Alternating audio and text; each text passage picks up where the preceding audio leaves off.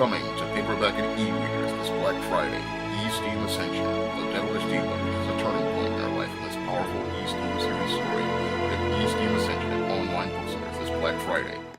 When I think about these three dysfunctional black males who participated in the international incident in China last week, it shows me that we've done a poor job of teaching black boys the unwritten social rules of social conduct.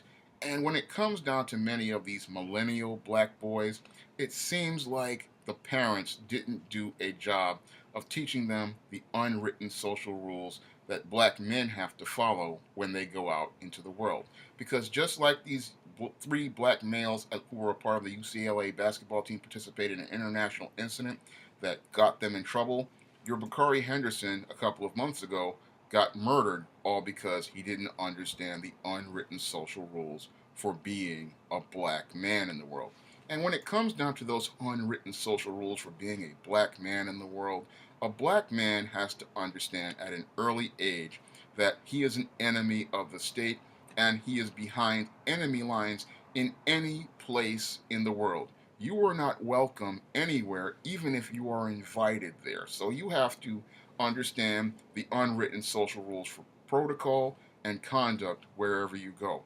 Unfortunately, when it came down to these three black males who were a part of this UCLA basketball team, they didn't get the memo as it related to the unwritten social rules for black men. So they decided to go into this store and steal these sunglasses. And they thought that stealing these sunglasses in China was just like stealing these sunglasses in some sort of ghetto neighborhood and that they would get some sort of slap on the wrist. What these guys didn't understand is that China is a communist country and that the rules for committing crimes are far more severe than those in the United States. And when these Negroes went out here and participated in that shoplifting, what they did was they didn't understand, because they didn't understand the unwritten social rules for black men, they participated in an international incident that not only embarrassed themselves, but embarrassed black people all over the world. Because whenever one black person does something,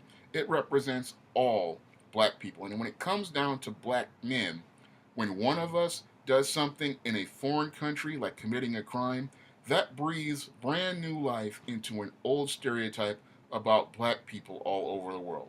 And what many of these young black millennial males don't understand is that when it comes down to the image of the black man, it is a negative image all over the world. And when you participate in behaviors like shoplifting, you reinforce that idea and that perception in people's minds. Because when you go out here and do this, all you're doing is telling the world, yes, I am just like what these racists have said about me, and you are sending a message to the world that this is what black people are like, and this is why black people should not be trusted. So when those three black males, a part of that UCLA basketball team, did that, they embarrassed the black community all over the world. And they don't understand the damage they did to the black image with their behavior. And the reason why they don't understand that is because this millennial generation really does not understand the unwritten social rules for black men, and they don't understand racism. And the reason why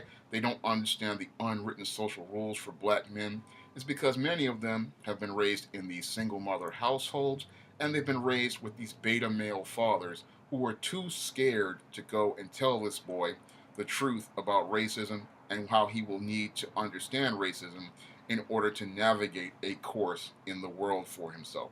This was a hard lesson I had to learn as a boy growing up, that I had to learn there were certain boundaries that I had to know about in order to go out into the world. I had to understand that if I was in a store, if I wasn't buying anything, I wasn't touching anything. And I wasn't even looking at something too closely because I understood that the people in that store were looking at me. So I understood at an early age I needed to be careful in the way I conducted myself when I went to a store.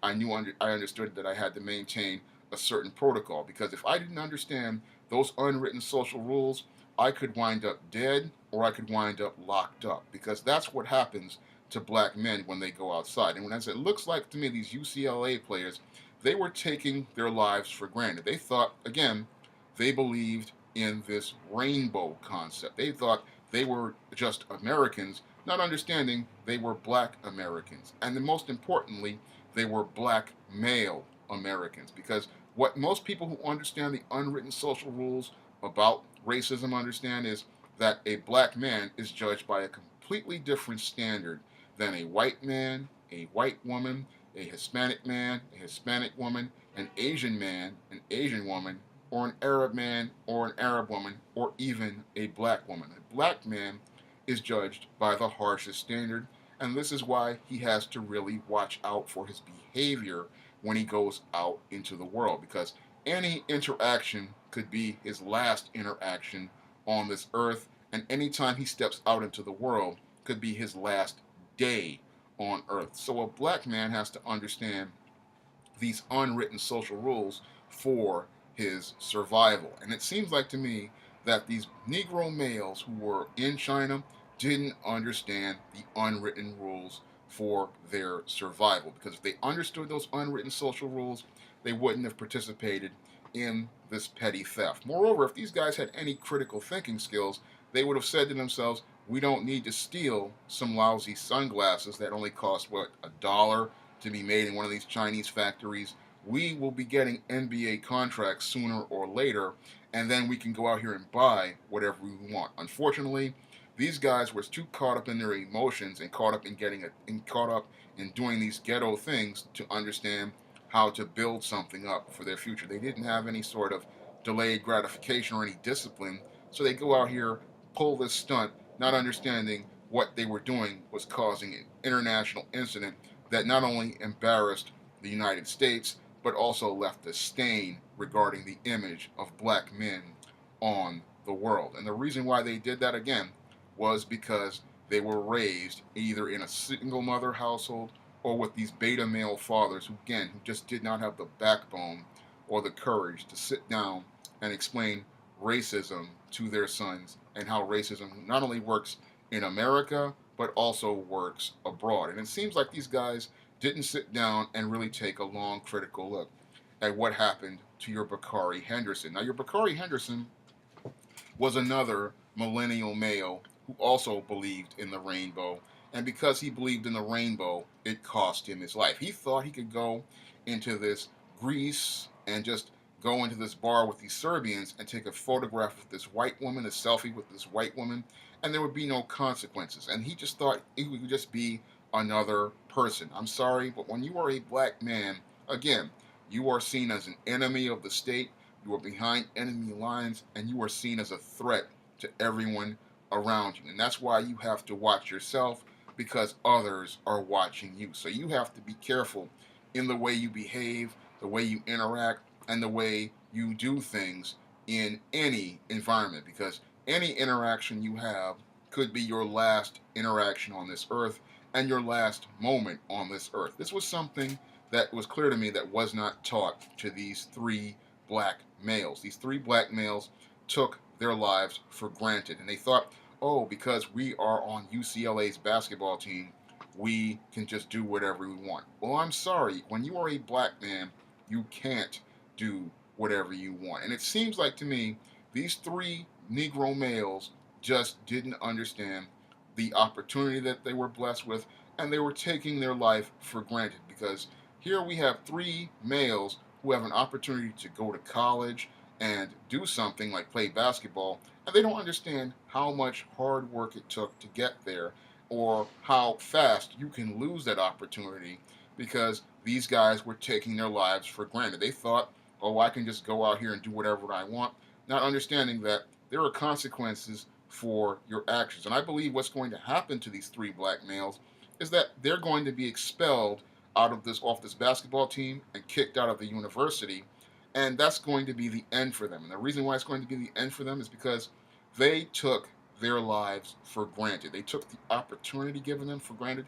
and I believe in a couple of years they're going to regret all of this, and they will sit there and realize they threw away the opportunity of a lifetime. And the reason why they did that again, because they take life for granted, and because they were not taught how important the opportunities were given to them.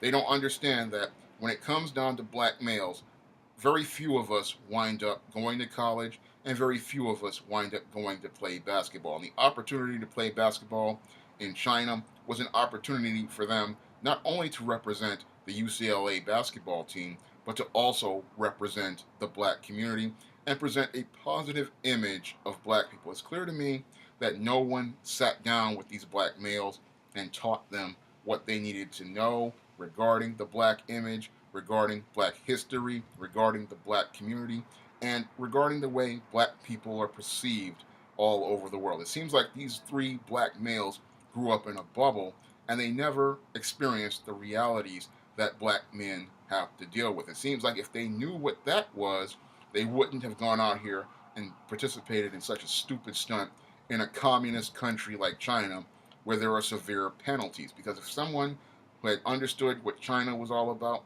they would understand that, look, in China, they don't play with you like they do here in America. In America, you may get a slap on the wrist for shoplifting, you may get some community service, but in China, the penalties are severe.